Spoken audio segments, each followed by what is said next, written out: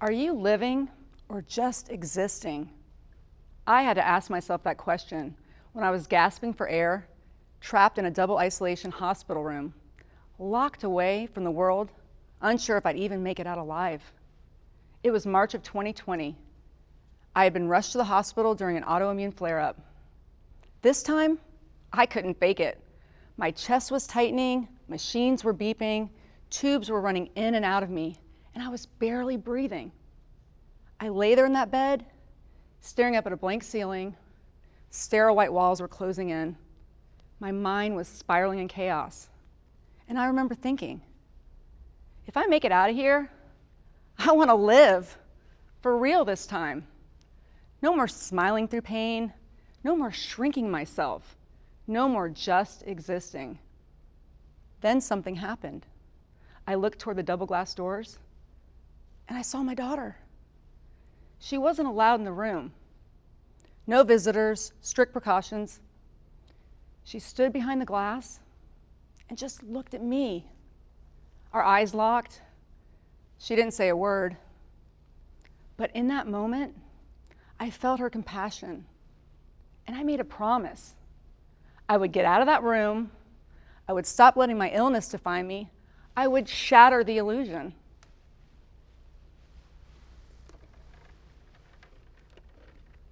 Have you ever felt like you were living inside a snow globe? From the outside, it looks beautiful, sparkly, perfect. But inside, it's glass, it's cold, it's confining.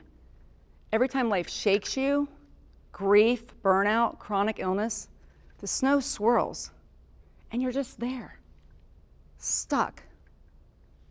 You can see the world all around you, but you can't touch it.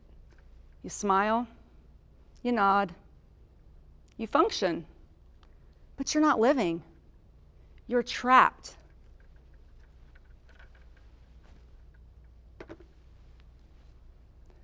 That's where I was, a nurse, a wife, a mom, a people pleaser, doing everything for everyone but myself. And let me just say, I had a platinum membership to the Overachievers Anonymous Club. If perfectionism was an Olympic sport, I was bringing home the gold. But in that hospital bed, that mask cracked. That's when I made the most terrifying and liberating decision of my life. I shattered the snow globe. I stopped living inside the glass where everything looked perfect but felt confining. And that's where everything began to shift. I started choosing differently. I started honoring my energy. I started showing up for me, not out of guilt, but out of truth. I didn't just recover physically, I rewired my life from the inside out.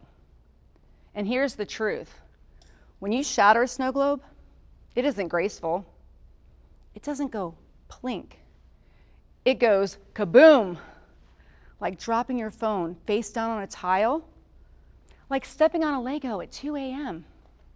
It's messy, uncomfortable, and yes, it's chaotic. My health collapsed, the pieces went everywhere, and suddenly the life I had kept so neat and tidy was broken glass and fake snow all over the floor. But that mess, that was my breakthrough. For the first time, I wasn't trapped inside it anymore. The brokenness wasn't my downfall, it was my freedom. For 30 years, I worked as a registered nurse, often in the most stressful, high-pressure emergency environments where alarms were blaring, doctors were shouting orders, and patients were crashing.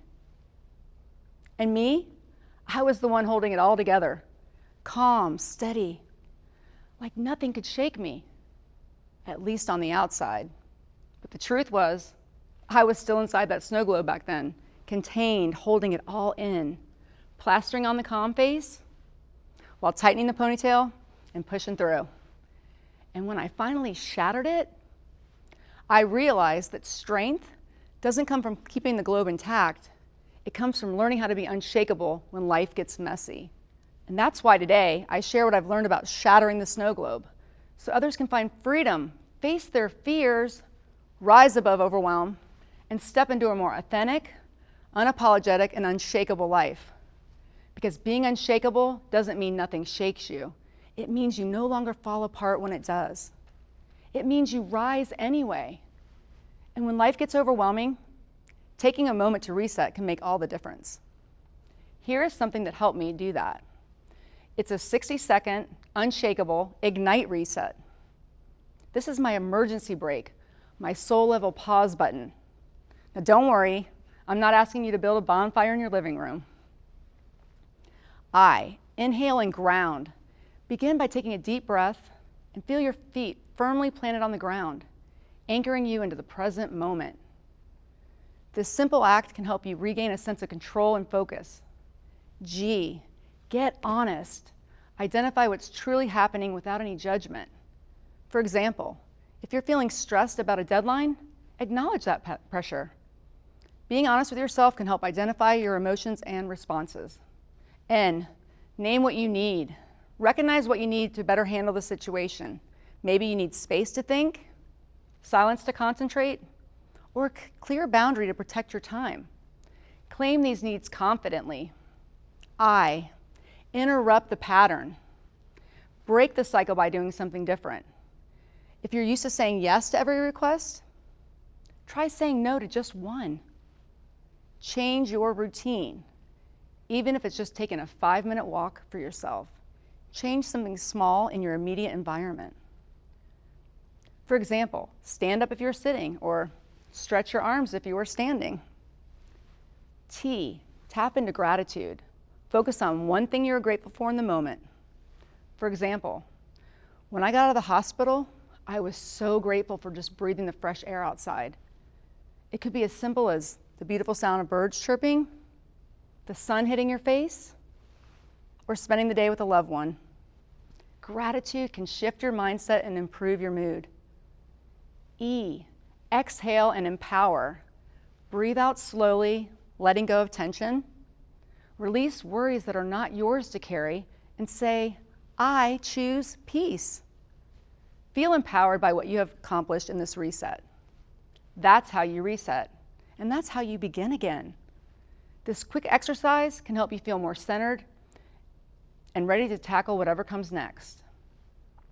An example of myself using this 60-second reset is when I got a call from the doctor with the news that I had melanoma and I needed to come in immediately. Instead of letting fear take over, I took a deep breath, grounded myself, identified my fear. I stood up and moved into another room and shifted myself. I focused on being grateful for the doctor getting me in the same day and not having to wait. Taking a deep breath out and choosing to feel more empowered to go to the doctor and not just sit in the fear, but to take action. And let's be honest, sometimes life shakes you like a kid picking up a snow globe and continuously shaking it. The point isn't to stay still. The point is to break free. So let me ask you, have you ever been stuck behind your own glass walls? Have you ever smiled while silently screaming for space? Have you ever looked around at your life and thought, is this it? You don't need a hospital bed to have a breakthrough. You don't need a diagnosis to live differently. You just need a moment of truth and the courage to rise. I thought my life was falling apart in that sterile hospital room, but it wasn't falling apart. It was falling open. That was the glass breaking. That was the illusion shattering, and that was me finally choosing to live unshakable. And now, I'm not defined by my illness. I'm not here to survive. I'm here to live, bold, rooted, and real. And I want that for you too. Because once you shatter the snow globe, you don't go back. You rise unapologetically, unshakably, fully alive. Thank you.